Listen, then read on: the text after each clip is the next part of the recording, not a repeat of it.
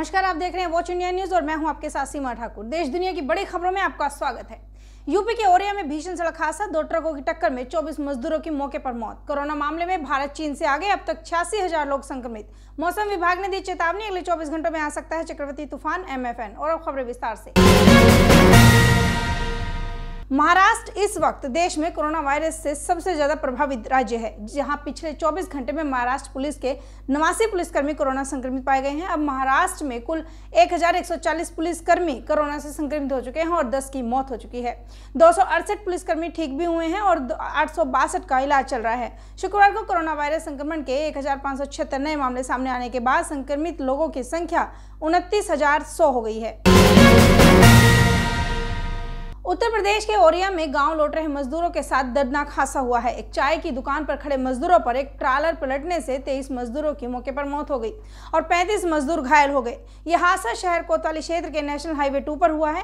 Trawler में चूना लदा था। बताया जा रहा है कि हादसे के शिकार मजदूर भी एक ट्रक से दिल्ली से बिहार, झारखंड और पश्चिम बंगाल जा रहे थे। बता दें कि कल उत्तर प्रदेश के जालौन में ही प्रवासी मजदूरों से भरी डीसीएम गाड़ी को किसी अज्ञात वाहन ने टक्कर मार दी थी। इस हादसे में 2 लोगों की मौत हो गई थी, जबकि 14 मजदूर घायल हो गए थे। प्रवासी मजदूर मुंबई से लौट रहे थे। हालांकि डीसीएम में 46 प्रवासी मजदूर सवार थे।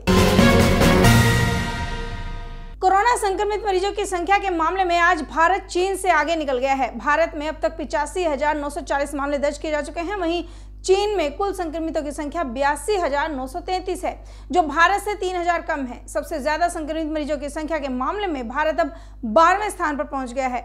भारत में अब तक 2,752 लोग कोरोना वायरस से अपनी जान गंवा चुके हैं। हालांकि 30,153 लोग ठीक भी हुए हैं।